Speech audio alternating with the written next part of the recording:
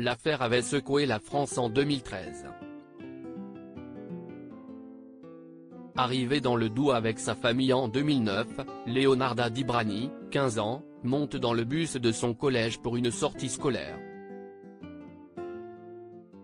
Mais à peine installée, la jeune Rome kosovarée est interpellée par la police devant tous ses camarades, pour être expulsée du territoire.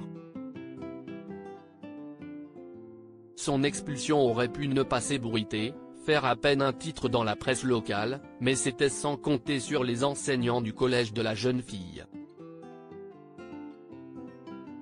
Scandalisés par les méthodes employées par force de l'ordre, ils écrivent une tribune qui provoque presque immédiatement un emballement médiatique.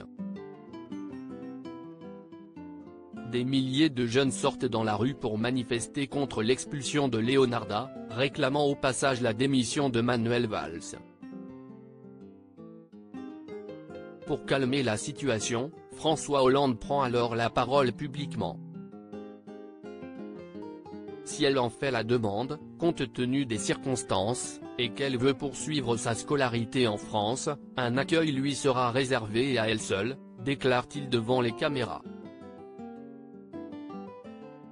Sidéré, Leonarda réagit à chaud au micro de BFM TV. C'est mort, sans mes parents, je ne pars pas. Je remercie Mr Hollande mais sans mes parents, c'est non. Je ne peux pas me débrouiller toute seule, j'ai à peine 15 ans, avait-elle lancé, encore sous le choc. La journaliste Marine Hague l'a retrouvée 9 ans plus tard pour son documentaire Leonarda, l'adolescente qui a défié le président qui sera diffusé ce mercredi 7 décembre sur France 2. Invitée sur le plateau de C'est à vous en amont de la diffusion de son enquête, la journaliste a accepté de dévoiler quelques extraits. Vincent Peillon, ministre de l'Éducation au moment des faits, apparaît alors à l'écran, c'est presque un cas d'école de mauvaise séquence politique. C'est comment vous planter. Ce jour-là, on a compris qu'il n'avait pas compris ce que c'était d'être président de la République, écrit l'homme politique dans l'extrait. Et Jean-Marc Ayrault, ancien Premier ministre, de renchérir, moi je l'ai vu dans mon bureau. J'ai regardé ça, j'étais consterné. Anne-Elisabeth Lemoine a poursuivi en expliquant que Vincent Peillon va même jusqu'à dire que cette affaire a pesé dans la décision, de François Hollande, de ne pas se représenter. C'est ce qu'il a dit, a confirmé la journaliste. C'est certainement l'un des éléments qui font qu'il ne s'est pas représenté. Supérieur à découvrir les femmes qui ont compté dans la vie de François Hollande. Que devient Leonarda Dibrani? Leonarda Dibrani vit aujourd'hui en Croatie.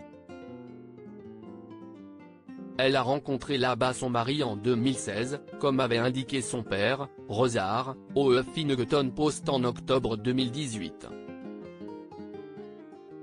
Elle a pris le nom de son mari, qui travaille sur des chantiers, ce qui a rendu le travail de recherche de Marine Hague plus compliqué sur les réseaux sociaux. Lorsqu'elle est arrivée en Croatie, Leonarda aurait travaillé dans des bureaux de Pôle emploi pendant 3 mois, puis elle a ensuite passé un diplôme dans l'hôtellerie à Sisak et ne recherche pas de travail aujourd'hui.